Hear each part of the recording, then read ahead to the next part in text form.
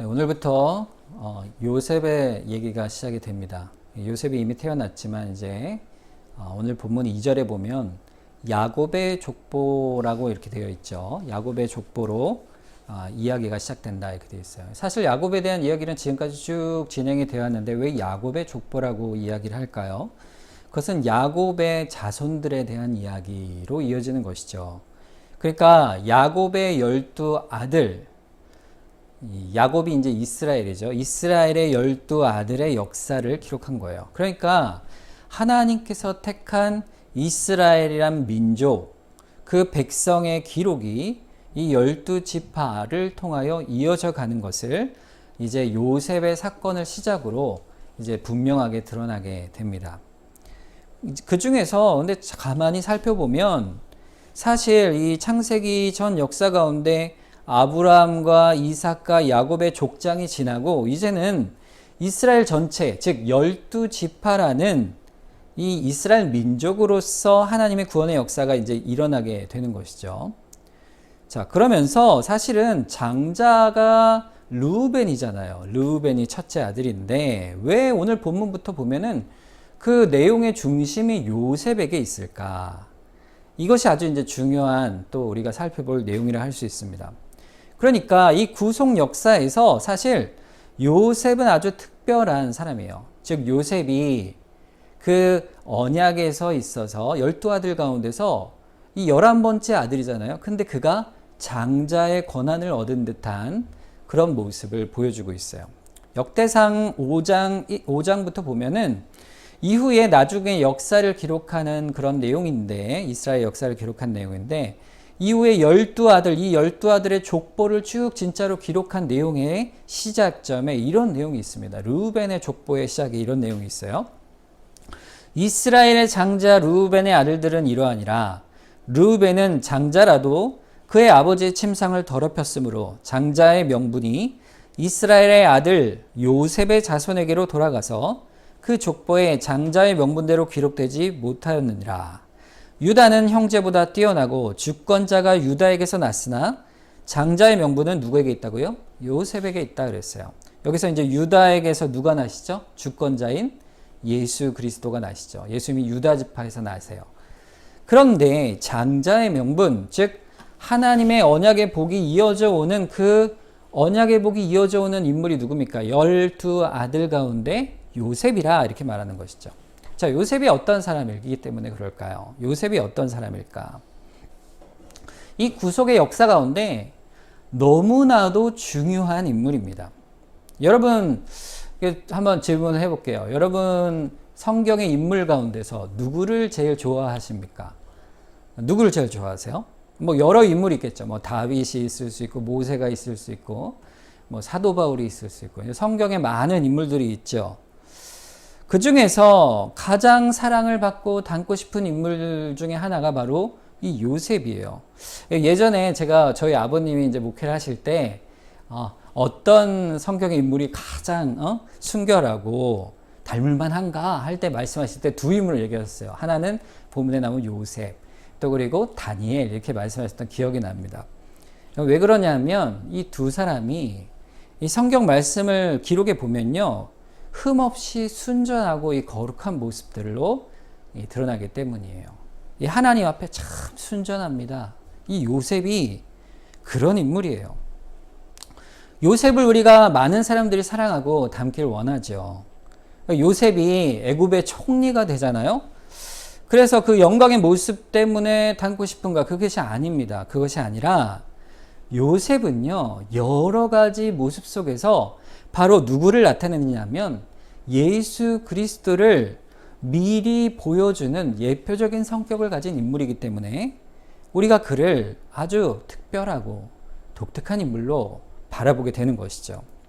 요셉이 훗날 총리가 되는 이유도 있어요. 그게 뭘까요? 예굽의 총리가 되어서 그가 한 일이 뭡니까?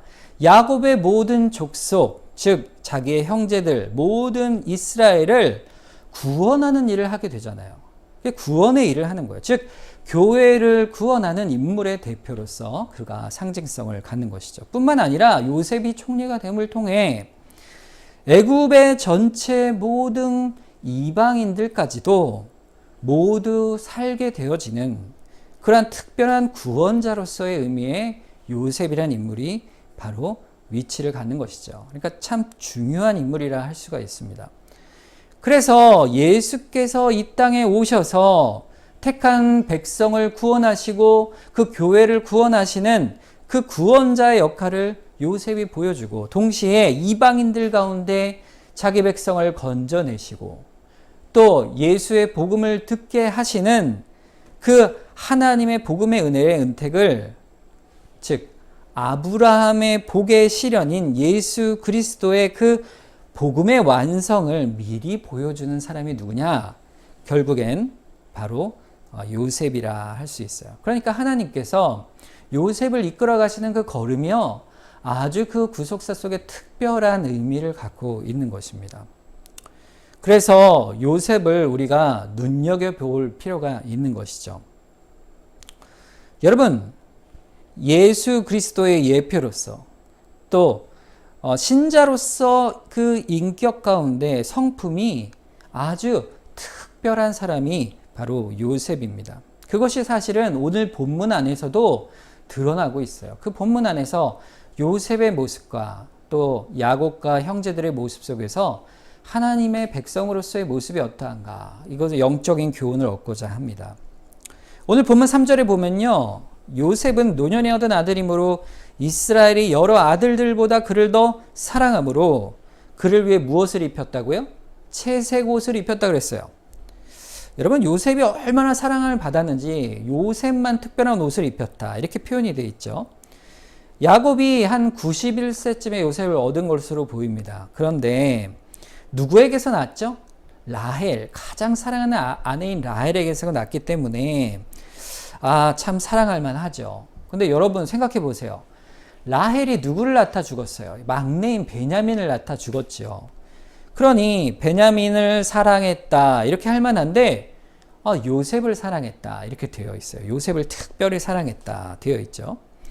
그러니까 야곱이 요셉을 그토록 사랑한 이유가 성경에는 자세히 나오지 않습니다. 그죠? 노년에 얻은 아들이라. 베냐민은 더 노년에 얻었는데 그렇게 얘기하는 거예요. 어쨌건 야곱이 요셉을 더 사랑해서 채색 옷을 입혔다, 그렇게 되는 거죠. 형들은 그럼 무슨 옷을 입었을까요? 무채색 옷을 입었겠죠. 일하는데 좋은 옷, 양을 치거나 노동을 할 때, 농사를 짓기 좋은 옷을 입혔겠죠. 그런데 요셉은 노동하기 좋지 않은 옷, 보기에 좋은 옷, 채색 옷을 입은 것입니다.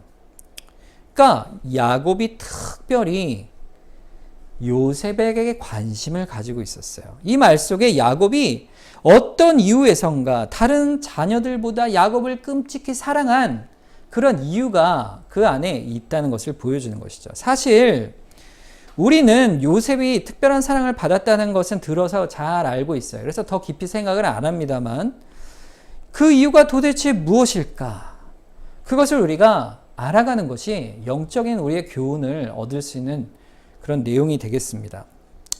자, 야곱이 요셉만을 사랑하니 형들이 어떻겠어요? 요셉을 볼 때 어떻겠어요? 야곱이 눈에 확 띄겠죠? 요셉이 눈에 확 띄겠죠? 얼마나 형들의 눈에 요셉이 거슬렸을까? 참 거슬렸을 것 같아요. 그 아들만 그렇게 좋은 옷을 입히니. 자, 본문 2절에 보면 게다가 이런 일도 있어요. 야곱의 족보는 이러하니라. 요셉이 17세 소년으로서 그 형들과 함께 양을 칠 때 그의 아버지 아내들 비라와 실바의 아들들과 더불어 함께 있더니 그가 그들의 잘못을 아버지에게 말했다 그랬습니다. 자, 비라와 실바의 아들들과 함께 있게 했어요. 아마도 레아의 자식들보다는 더 안전하다 여겨서 그 아들을 맡겼겠죠. 그런데 이 요셉이 하는 일 보세요. 뭘 합니까? 아버지에게 가서 뭘 해요? 고자질을 하는 거예요. 고자질. 자, 형들이 일하면서 가만히 보다가 형들이 잘못을 하는 걸 보면 또르르르 아버지에게 달려가가지고는 다 이야기를 하는 것이죠. 그러니까 요셉이 철이 있어 보이세요? 없어 보이세요? 뭐 초등학생 나이도 아니고 17살 나이인데 그때에 좀 모른 척 좀 하지 어떻게 저럴까 이런 생각이 들지 않습니까? 도대체 요셉이 왜 지혜 없는 자처럼 그렇게 행동을 했을까? 여러분, 그런데요, 그 이후의 요셉, 즉 애굽에 가서의 요셉의 모습을 한번 생각을 해보세요. 애국에 갔던 요셉은요, 결코 지혜가 없는 사람이 아니었어요. 지혜가 아주 뛰어난 사람이었고, 그의 경건의 깊이가 얼마나 깊었냐면, 애굽에서 보디발의 아내의 유혹이 한 번도 아니고 두 번도 아니고 계속되는 유혹 가운데 그 경건으로 인해 그 유혹을 단번에 뿌리치게 됩니다. 그래서 억울하게 감옥에 갇힐 때에도 그는 하나님에 대한 신실한 믿음과 그 신뢰 때문에 끝까지 죄를 범하지 않고 믿음과 경건을 지켜갔던 요셉이었어요. 그런 요셉이 오늘 본문의 형들의 잘못을 보고 아빠에게 가서 아빠, 형들이 그랬대요 라는 어린아이 같은 철없는 행동을 했을까 우리가 생각을 하게 되는 것이죠. 요셉은요, 그런 사람이 아닙니다. 지혜로운 사람이요, 또 영적으로 참 맑고 순결한 사람이에요. 그러니까 야곱에게 이런 사랑을 받은 요셉의 모습 속에서 우리가 뭘 발견하냐면요, 그러니까 하나님 앞에서 신실하고 믿음 안에 서가는 귀한 아들인 요셉을, 그 하나를 야곱이 보았던 것이에요. 야곱이 요셉을 사랑한 이유는 요셉이 다른 아들과 달랐던 것이죠. 그 아들 12이 있는데 베냐민은 너무 아직 어리고 요셉의 나이가 17이니까 한 고등학생쯤 되죠. 그러니까 뭐 영진이, 우리 민진이 요 정도 나이대가 되는 거예요. 이때의 요셉이 하나님 앞에 그 태도가 야곱이 볼 때 범상치가 않은 것입니다. 야곱이 보니까 지금까지 자식의 농사를 못 지은 거죠. 세겜 땅에 있었던 그 사건만 해도 디나의 그 끔찍한 사건을 빌미로 자신의 자식들이 끔찍하고 잔인한 살육과 복수를 했던 그 일을 보고, 또 이제는 너무 자식들 머리가 커서 아버지 말에 경건에 순종하는 일들이 이제는 이루어지기가 참 어려운 것이죠. 그걸 바라보면서 야곱의 마음속에는 내가 하나님 앞에서 자식을 바르게 키우지 못했구나 했던 큰 자책과 회개가 있었던 것이죠. 그런데 요셉이 다른 거예요. 다른 거예요. 이런 요셉의 경건의 모습을 볼 때에 이 본문의 말씀, 요셉이 형들을 보고 아버지에게 이른 것은 그건 무엇을 말하는 것일까요? 자, 형들을 가만히 보니까, 요셉이 보니까 그들이 하는 일이 하나님 앞에서 악을 행하는 것이에요. 악을 행하는 것이에요. 그가 시시콜콜 아버지가 시킨 일을 안 했대요 라고 이른 것이 아니라, 그런 잘못을 이야기한 것이 아니라 그들의 잘못을 아버지께 말했다는 그 잘못은 영적 측면에서 그 죄를 말하는 것입니다. 하나님 앞에서 하지 못할 일들을 행하는 형들의 영적 부패와 죄악을 보고 그 영적 마음에 근심하여 기도하여 그 영적인 교회의 지도자인 아버지 앞에 기도하며 말하는 것이에요. 아버지, 형들이 아버지 앞에 온전하지 못하니 저들의 정직하지 못하며 저들의 행하고 말하는 바들이 하나님 앞에 범죄하고 있으니 어떻게 기도하겠습니까? 아버지, 기도하고 주 앞에 나아갑니다 라고 말하는 것이에요. 이것이 사실 야곱의 눈에 요셉이 특별히 사랑하게 된 것의 그 근본적인 이유가 되는 것입니다. 물론 육적으로 라헬의 아들이니 사랑할 수 있지요. 그러나 동시에 요셉은 하나님 앞에 특별한 아들이었던 것입니다. 하나님이 특별하게 사랑하니 아들 요셉. 그러니 여러분, 형제들은 어떻겠어요? 그걸 볼 때마다 더욱더 마음의 미움이 자라가는 것입니다. 여러분, 주변에 경건한 사람이 있지요. 여러분 경건한 사람과 교통하고 사귀길 좋아하십니까? 예, 1차적으로 우린 경건한 사람 왜 좋지 않겠어요? 경건한 사람과 우리가 교제하는 것이 참 기쁨이요. 또 감사한 일입니다. 하나님을 잘 믿는 사람이 얼마나 좋아요. 우리가 같이 그런 믿음을 가진 사람들끼리 교제하는 것이 참 기쁘고 감사한 일이에요. 자, 그런데 우리보다 훨씬 더 경건한 사람이 우리 옆에 있다면 어떻겠습니까? 자, 그런 경건한 사람이 옆에 있으면요, 좋지만, 그런데 하나님이 잘 믿는 사람 옆에 있으면 내 연약함이 하나님 앞에 부끄러운 모습이 하나하나 드러날 수가 있게 됩니다. 자, 그러면 처음에는 내가 부족한 줄 알고 인정하고 하나님 앞에 무릎 꿇고 또 같이 회개하며 나도 저와 같이 닮기를 원한다. 그러다가도 어느 순간에 우리 마음에 시험이 들면 그 믿음의 분량을 넘어서면 경건한 사람과 함께 있기가 점점 부담이 될 때가 있는 것이죠. 내 경건의 분량을 넘어 함께 있는 게 힘들어지기 시작하는 거예요. 내가 받을 만한 경건의 규모가 나와 비슷해야 좋은 것이지 내 믿음으로는 도무지 감당할 수 없는데 저 사람 믿음은 절대적으로 하나님께 헌신하며 살아가니 내가 삶을 따라갈 수 없고 신앙을 따라갈 수 없고 말과 행실을 따라갈 수 없습니다. 그러니 함께 있기보다는 점점 거리를 두게 되는 것이죠. 여러분, 요셉의 경건이 그런 경건이었던 것이에요. 요셉이 하나님 앞에 서 있으니 형들이 하나님 앞에 멀리 있으면 있는 만큼 요셉을 향한 마음이 편해질 수가 없는 거예요. 그 앞에 힘들어지는 거예요. 마치 그들에게 쿡쿡 찌르는 가시와 같은 존재가 되는 것이죠. 여러분, 예수 그리스도께서도 이 땅에 계실 때에 바리새인과 서기관들과 제사장들이 도무지 예수님 앞에만 있으면 죄인인 거예요. 그만 없으면 선생이요, 의를 가르치는 자요, 모든 백성 앞에서 경건을 자랑할 만한 자인데 주님 앞에서는 모든 경건이 전부 헛된 것이 돼요. 외식과 위선이 되고 마니까 그리스도 앞에서는 견딜 수가 없어. 그리스도를 어떻게 하자 그랬어요? 죽이자 했던 자들이 아닙니까? 여러분, 죄인은 죄가 있을수록 그 죄 있는 곳에 가까이 가려고 하지 의롭고 경건한 곳에서는 멀어지게 되는 것입니다. 여러분, 어둠은 어둠을 가까이 합니다. 밝고 빛난 것을 좋아하지 않아요. 참 어려운 일이죠. 요셉이 그렇지 않아도 아버지의 사랑을 독차지하니까 그렇게 미운데 하나님을 믿는 태도로 주 앞에 서 있으니 그들의 눈에 더욱더 미워 보이게 되는 거예요. 곱지 않은 것이죠. 자, 그런데 하나님께서 요셉을 아주 특별하게 사용해 가십니다. 요셉에게 꿈을 꾸게 하세요. 여러분, 무슨 꿈이죠?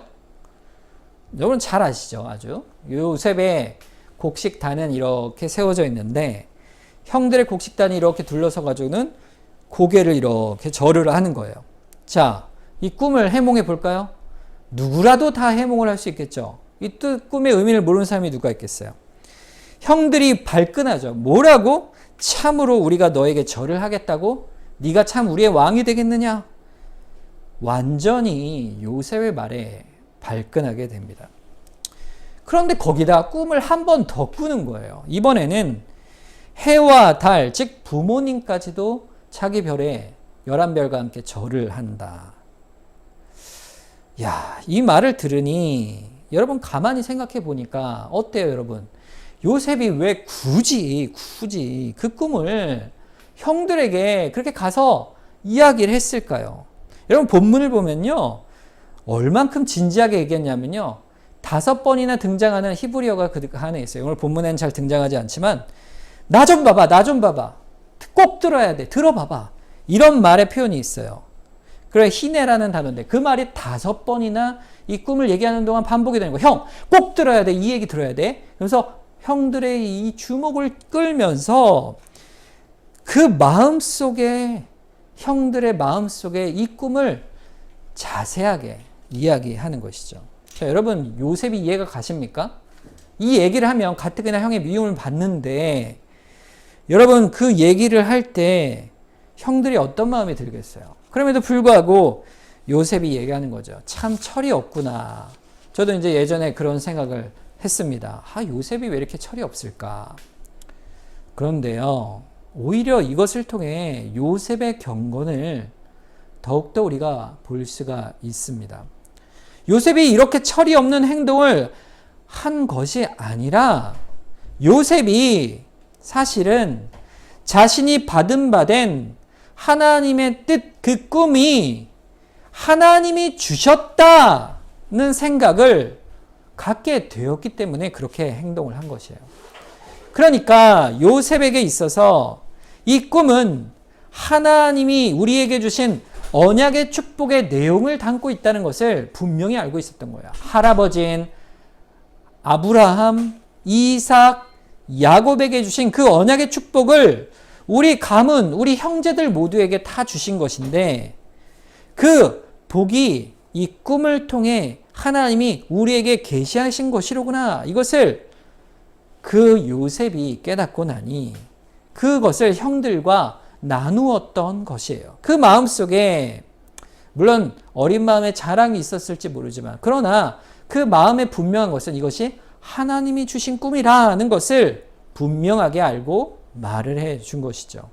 결국 그 일이 어떤 결과가 나타납니까? 형들이 그 마음속에 미운 마음이 더욱더 쌓여가는 결과로 나타납니다. 어느 정도 미워했을까요? 본문 4절을 보니까 그의 형들이 아버지가 형들보다 그를 더 사랑함을 보고 그를 미워하여 그에게 편안하게 말할 수가 없었다 그랬어요. 이 편안하게 말할 수 없었다는 말은요, 무슨 말이냐면 이 편안하다는 말은요, 샬롬이라는 인사말이에요. 그러니까 인사말조차, 즉 얼굴조차 마주치지 않았다 이런 의미예요. 그러니까 아침에 형 잘 잤어?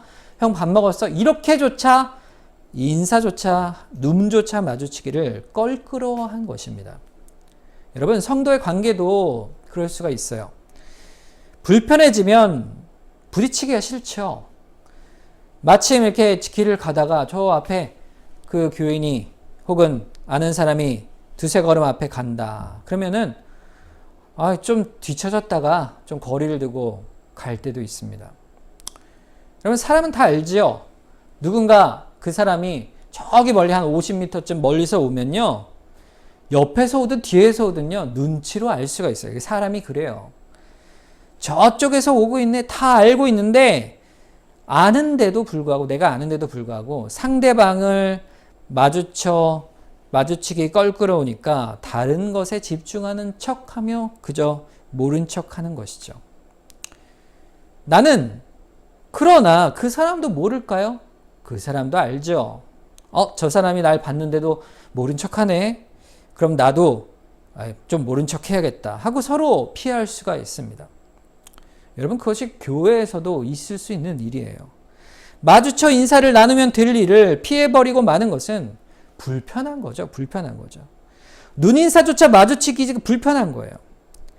이 형들이 그런 불편한 마음을 계속 두었을 때 죄로 드러나게 됩니다. 로마서 12장 18절에 보면 할 수 있거든 너희로서는 모든 사람과 더불어 화목하라 그랬어요.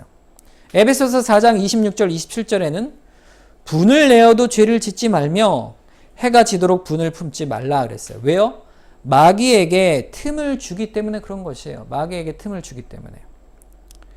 그러나 형들은 끝까지 요셉을 향한 미움의 마음을 갖게 됩니다. 이 야곱이 그럼 어떻게 반응합니까? 아비 야곱이 10절에 그가 그의 꿈을 아버지와 형제들에게 말하매 아버지가 그를 꾸짖고 그에게 이르되 네가 꾼 꿈이 무엇이냐? 나와 네 어머니와 네 형들이 참으로 가서 땅에 엎드려 네게 절하겠느냐? 야단을 칩니다.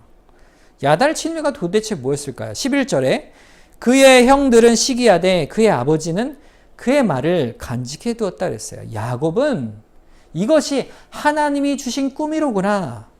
그 하나님께서 특별하게 요셉을 계시로 알려주셨구나. 그 꿈이 어떻게 이루어질고 그것을 마음에 깊이 새긴 것입니다.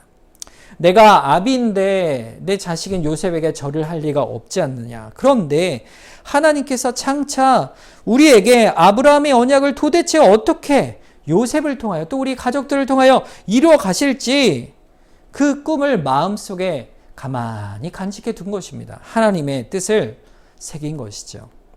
그와 동시에 요셉을 다른 형제들에게서 보호하기 위하여 더욱더 야단을 친 것입니다. 그러니까 결론을 지면 요셉은 하나님의 특별한 은혜를 잊고 순전한 자였으나 아버지 야곱의 특별한 사랑을 입은 자였으나 그렇기 때문에 형들이 더욱더 요셉을 미워한다 하는 내용이 되겠습니다. 그러다가 오늘 본문에 그 결과로 아주 큰 끔찍한 사건이 일어나게 되죠. 바로 형들이 요셉을 팔게 되는 사건입니다. 자, 그 일의 시작이 어떻게 됩니까? 본문 13절에 보니 이스라엘이 요셉에게 이르되 네 형들이 세겜에서 양을 치지 아니하느냐 너를 그들에게로 보내리라. 요셉이 아버지에게 대답하되 내가 그리하겠나이다 그랬어요. 자, 요셉을 형들이 양을 치는 곳으로 보내는데 그곳이 어디죠? 바로 세겜 땅입니다.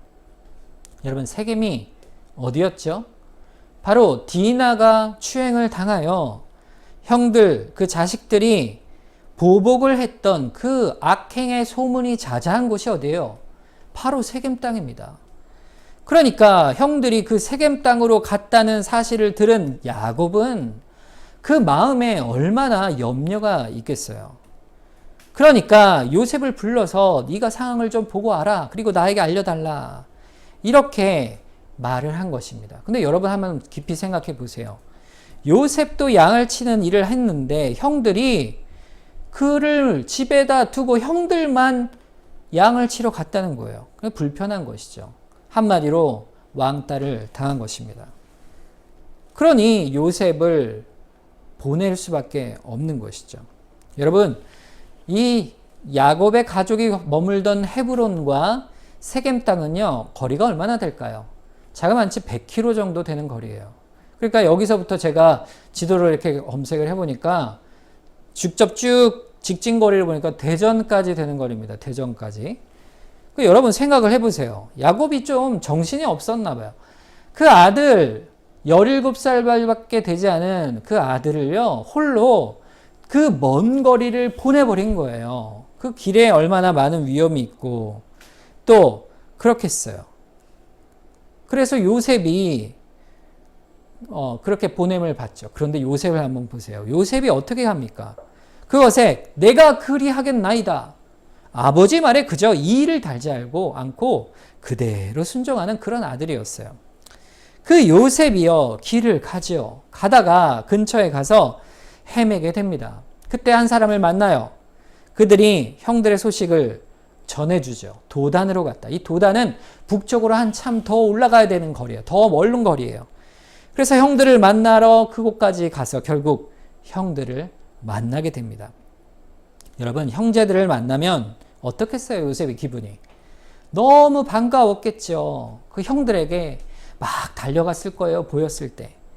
그런데 저 멀리서 딱 보니까 형들이 보니까 누가 오고 있어요? 채색 옷을 입은, 멀리서 봐도 단번에 알아볼 수 있는 요셉이 오고 있는 거예요. 형들이 동생을 보면 어떻게 해야 됩니까? 좀 미워도 에휴, 저 먼 길 왔으니 에휴, 저놈 수고했네. 그러면서 먹을 것도 챙겨주고 잘 왔다, 수고했다, 이렇게 해주는 게 형들일 텐데 어떻게 합니까? 18절 19절을 보세요. 요셉이 그들에게 가까이 오기 전에 그들이 요셉을 멀리서 보고 어떻게 했다고요? 죽이기를 꾀하여 서로 이르되 꿈꾸는 자가 오는도다 그랬어요. 꿈꾸는 자가 오는도다. 어떻게 하자고요? 저를 잡아 죽이자. 형들 마음속에는요, 요셉의 출현은 무엇을 의미하는 거예요? 무엇을 또 우리를 보고 아비에게 일일이 고해 바치러 왔나? 이런 생각이 들었던 것이겠죠. 형들의 마음속에는요, 요셉이 하나님 앞에 서 있는 신앙인으로서 영적인 모습으로서는 동생을 도저히 볼 영적인 상태가 아니었던 것입니다.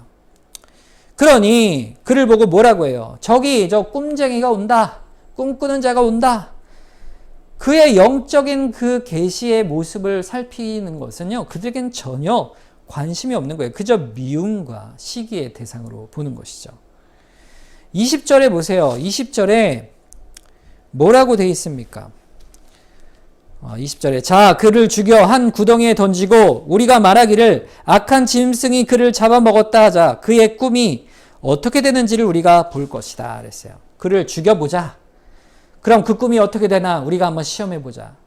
결국 그들의 영적인 그 눈멈이 어떤 것인지를 보여주고 있어요. 하나님이 주신 계시를 그렇게 시험하겠다. 그리고 저를 잡아 죽이자. 영적 무지가 요셉을 향한 시기로 그렇게 드러나고 있고 결말은 그를 죽이자 하는 것이죠. 그러나 하나님은 또 르우벤 장자를 통해 그를 건져내십니다. 그의 생명은 해치지 말라 만류하여서 겨우 요셉의 목숨을 건지죠. 그의 옷을 벗기고 그를 우물에 던져 넣습니다. 이게 건기의 우물이었던 것 같아요. 이 우기 때는 웅덩이에 물이 차서 우물 역할을 해요. 그러나 건기가 되면 물이 말라서 그냥 구덩이가 되는 것이죠. 거기 던져 넣은 것이에요. 그 형제들이 그 사랑하는 동생을 사랑해야 하는데 미워하여 죽음의 위협에 던져버린 것이에요. 성경을 보는 주석학자들은요, 이 사건을 예수님과 비교하여 말을 합니다. 예수님을 상징하는 사건이라. 하나님의 사랑을 입으시고 독생하신 성자 하나님께서 사람으로 오셔서 그 제자들에게 배신을 당하여 또 그 자신의 백성들에게 환영을 받지 못한 채 결국 찍혀 십자가에 죽으신 그 모습이 그 요셉에게서 드러났다 말을 할 수가 있죠. 게다가 다시 형제들의 죽음의 위협에서 요셉을 유다가 건져냅니다. 26절 27절에 보세요. 유다가 자기 형제들에게 이르되 우리가 우리 동생을 죽이고 그의 피를 덮어둔 들 무엇이 유익할까? 자, 그를 이스마엘 사람들에게 팔고 그에게 우리의 손을 대지 말자. 그는 우리의 동생이요 우리의 혈육이니라 하며 그들 형제들이 청종하였다 그랬어요. 요셉을 결국 죽이지 않게 됩니다. 유다가 그 생명을 건져내죠. 그리고 마침내 마침 그곳을 지나던 이스마엘 즉 미디안 상인들에게 요셉을 노예로 팔게 됩니다. 은 20에 팔게 되죠. 마치 가룟 유다가 예수님을 팔듯 팔아버립니다. 그래서 애굽으로 가게 되는 것이죠. 여러분, 이 요셉의 사건 속에서 우리는 사실 이 한 과정 한 과정 속에서 하나님의 섭리와 인도하심과 보호하심을 우리는 보게 됩니다. 형들이 요셉을 죽일 수 있는 그 절망 같고 죽음 앞에 있는 그때에도 하나님께서는 르우벤과 유다를 통해서 또 마침 그곳을 지나가던 그 상인들을 보내셔서 요셉을 애굽으로 인도하여 내십니다. 하나님은 보호하심과 구원의 일을 결코 멈추지 않으세요. 형들의 시기와 배신으로 종으로 팔려간 요셉은 결국 애굽으로 가죠. 근데 그 애굽으로 가서 결국 누구를 또 건져냅니까? 그를 팔아 버린 그 형들마저도 구원하시는 하나님의 섭리와 인도와 보호하심이 그 속에 있는 것이에요. 오늘 본문 상황 속에서 이제 우리는 애굽으로 끌려간 요셉을 통해서 하나님이 어떻게 역사하시는지 우리는 미리 알고 있죠. 이미 다 보고 알고 있어요.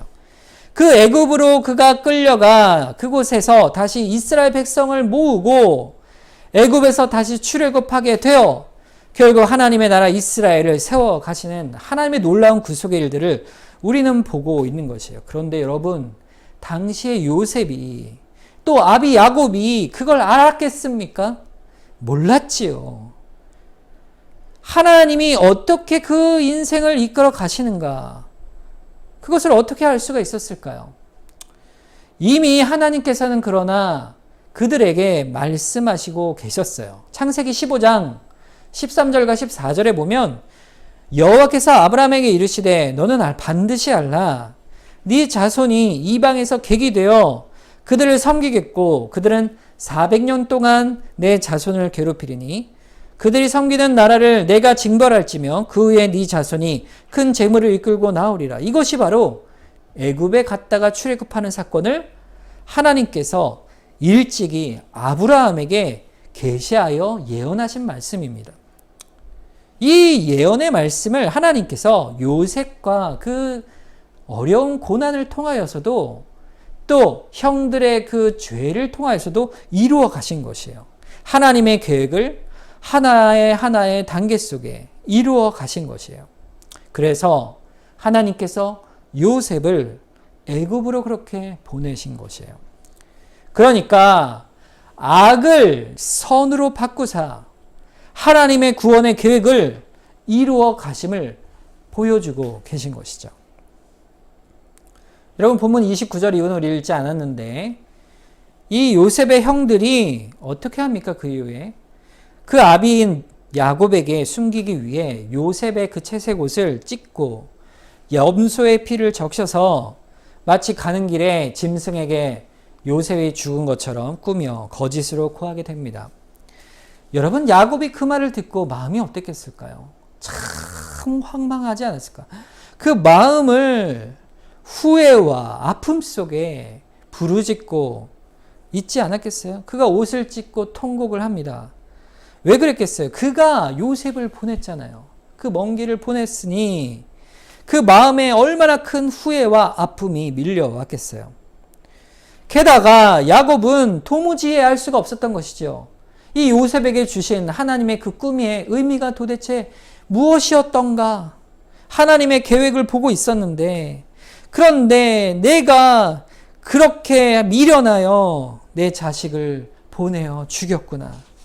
그 마음속에 하나님을 향한 일에 그르치는 불순종에 대한 그러한 후회뿐 아니라 자기 자식을 죽이게 되었다는 그 슬픔, 즉 영적 슬픔과 육적 슬픔이 그를 마음의 절망 속에 빠뜨리는 그러한 일이 일어나게 된 것이죠. 그런데 야곱이 모르고 있는 것이 있고 요셉이 모르고 있는 것이 있었죠. 바로 하나님의 계획은 하나님이 세우시고 하나님이 이루어 가신다는 사실을 이 본문이 생생하게 보여주고 있는 것입니다. 우리가 이렇게 분명하게 보는 것은 야곱에게 있어서 그의 울음의 절망과 자식을 잃어버린 슬픔의 울음이 있지만 요셉에게 주신 그 꿈의 시련도 그에게는 같이 사라져 버렸지만 그러나 하나님께서는 요셉의 생명을 끝까지 보호하시고 그를 애굽으로 미리 보내어 그를 살리시어 나중에는 그의 가족 모두를 살리는 일을 이루어 가신다는 사실이에요. 여러분 야곱의 12아들이 또 야곱이 그 인생 가운데 본받을 만한 사람인가 할 땐 한 명도 그럴 만한 사람이 없습니다. 여러분 야곱처럼 살고 싶으세요? 아니면 10형제 가운데 누가 여러분의 모델이 될 수가 있겠습니까? 아무도 없어요. 이 모든 일 가운데 하나님이 우리에게 무엇을 말씀하시는 거냐면 우리 인간이 선하여 구원을 얻는 것이 아니라 우리가 참으로 비참한 모습, 야곱의 지방 같은 어찌 그럴 수 있을까 하는 그러한 자들조차도 하나님이 그 가운데 택하여 불러내시고 스스로 계획을 세우시며 그 모든 악을 변하여 그 연약함에도 불구하고 그 구원의 계획을 이루어 가신다는 사실이에요. 그 일을 요셉을 통해 그 꿈의 계시를 하나하나 이루어 가신 것입니다. 보세요. 28절에 끝에 보세요. 그 상인들이 요셉을 데리고 어디로 갑니까? 애굽으로 갔더라 했죠. 그리고 이후에 36절 끝말씀에 보면 그 미디안 사람들이 그를 애굽에서 바로의 신하 친위 대장 누구에게 팔았어요? 보디발에게 팔았더라. 이제 하나님의 섭리의 드러남이 점점 구체화되어 갑니다. 애굽에서 다시 보디발에게 팔려 하나님께서 구원의 일들을 어떻게 이루어 가시는지 그 일을 미리 복선으로 나타내 보여주고 계신 것이에요. 그러니까 이 모든 말씀의 뜻이 뭡니까? 주께서 계획하신 대로 구원 역사를 이루어 가신다 하는 것이에요. 아브라함도 이삭도 야곱도 요셉도 오랜 신앙의 연단 속에서 그 믿음을 세워 가시죠. 여러분 우리도 마찬가지예요. 우리 신앙도 그래요. 하나님께서 우리의 신앙을 오랜 인생의 고난과 연단 속에서 연단해 가시고 우리를 세워 가십니다. 구원으로 인도해 가세요. 여러분, 오늘의 우리의 고난이 있죠. 우리가 닥치는 고난이 어떨 때는 감당하기 참 어려운 고난일 수가 있어요. 육체적인 고난 또는 우리의 삶의 어려운 문제, 자식의 문제, 많은 슬픔과 연약함이 우리에게 있을 때 하나님 앞에 우리는 우리의 자신을 내어 맡기는 것을 하나님이 바라고 계십니다. 그 앞에 꿇어 엎드리기를 원하고 계세요. 우리의 죄 가운데 있을 때 우리의 자존심을 꺾고 우리가 의롭다는 것을 꺾고 우리의 자랑을 꺾고 하나님 앞에 죄인으로 무릎 꿇고 엎드려 나오도록 우리를 불러내고 계신 것이에요. 눈물로 주 앞에 나아가 그 앞에 말씀 앞에 부딪히는 일들을 고집을 세우지 않고 엎드려 나갈 때 그때마다 그 일을 통하여 하나님은 겨우 우리를 지금 이만큼 우리의 신앙을 갖게 하여 주신 것이에요. 그것이 하나님의 역사입니다. 우리의 힘이 아니에요. 우리의 불행에 우리가 불행한다 생각하는 많은 일들, 그 일들을 겪게 하시는 이유도 비로소 우리는 지금의 모양이 연약하지만 하나님의 믿음 안에 세워 가시는 하나님의 은혜임을 기억하게 되는 것이죠. 우리는 연약하지만 그럼에도 불구하고 우리를 향한 하나님의 사랑은 너무나 크셔서 우리를 향한 선택의 손을 결코 놓지 않으십니다. 그래서 나를 구원하시기로 작정한 하나님의 계획을 끝까지 이루어 가시는 신실하신 하나님이시고 또 성도의 견인의 은혜를 끝까지 이루어 가시는 것입니다. 이처럼 구원의 역사를 이루시는 하나님은 야곱의 그 망가진 집안이요 하나도 본받을 자 없는 형제들 가운데서도 하나님은 택하여 불러내시고 12지파를 세우시고 훗날 구약교회인 이스라엘 민족을 약속의 땅에서 세워 가시는 것입니다. 하나님의 은혜가 얼마나 큰가. 오늘 지금 이 말씀을 통하여 우리의 믿음 가운데 내 인생 속에 그 하나님의 은혜를 바라보게 하시는 거예요. 하나님의 지혜가 얼마나 놀라운가. 하나님의 지혜는요, 우리의 인생 가운데 그 어떤 것도 하나도 낭비 없이 사용하시는 분이세요. 여러분, 지금 닥치는 고난이 있을 때 그것조차도 하나님은 여러분을 구원하시는 은혜의 도구로 사용하시는 분이세요. 우리의 믿음을 든든히 세워 가시는 분이십니다. 그러니 우리 앞에 구하라, 우리 앞에 기도하라 하나님께서 불러내시는 것이에요. 사도 바울이 이 믿음 가운데 이렇게 기도하자라고 기도하고 있습니다. 에베소서 3장 16절에서 19절 말씀이에요. 우리 함께 읽기를 원합니다. 에베소서 3장 16절부터 19절 말씀. 화면이 보이시면 화면을 보시고 성경을 한번 찾아보시면 좋겠습니다. 에베소서 3장 16절부터 19절 말씀입니다. 네, 우리 함께 한 목소리로 한번 읽겠습니다. 그의 영광의 풍성함을 따라 그의 성령으로 말미암아 너희 속사람을 능력으로 강건하게 하시오며 믿음으로 말미암아 그리스도께서 너희 마음에 계시게 하시옵고 너희가 사랑 가운데 뿌리가 박히고 터가 굳어져서 능히 모든 성도와 함께 지식에 넘치는 그리스도의 사랑을 알고 그 너비와 깊이와 높이와 깊이가 어떠함을 깨달아 하나님의 모든 충만하신 것으로 너희에게 충만하게 하시기를 구하노라. 아멘. 이것은 기도입니다. 사도 바울이 성도들을 향해 기도하는 기도의 내용이에요. 우리를 향한 기도의 내용이에요. 우리가 하나님께 구할 때 하나님의 모든 충만한 그 하나님의 충만하신 은혜로 나를 충만하게 하여 주시옵소서. 그것을 구하라 말하고 있어요. 우리 속사람이 능력으로 주의 성령의 은혜로 하나님의 그 풍성한 은혜로 강건하게 하여 주시옵소서. 내 속사람이 강건하길 구하옵나이다. 나의 믿음이 그리스도 안에서 그 중심이 든든하게 하셔서 그 믿음의 뿌리가 박히고 터가 단단히 굳어지게 하여 주시옵소서. 그래서 그리스도 안에서 우리를 향하신 하나님의 놀라운 사랑과 그 믿음의 지식과 너비와 깊이와 높이가 어떠함을 깨달아 하는 은혜를 알게 하여 주시옵소서. 그것을 구하라는 것이에요. 그것을 알아가는 것이 바로 우리의 믿음이 자라가는 것이요. 하나님의 믿음의 은혜인 것입니다. 그것을 알고 감사하며 찬송을 올리는 것이 아름다운 신자의 모습인 것이죠. 주여, 우리가 인생 모습 가운데 그러한 인생을 살게 하여 주시옵소서. 아브라함의 약속하신 그 복, 예수 그리스도 안에 누리는 그 구원의 복이 우리에게 어떠함을 알게 하시사 하나님의 그 충만한 은혜로 충만케 하여 주시옵소서. 우리가 그렇게 나아가게 되는 것입니다. 여러분, 하나님은요, 그렇게 우리를 인도하시는 분이세요. 그 하나님을 붙들고 나아가는 것입니다.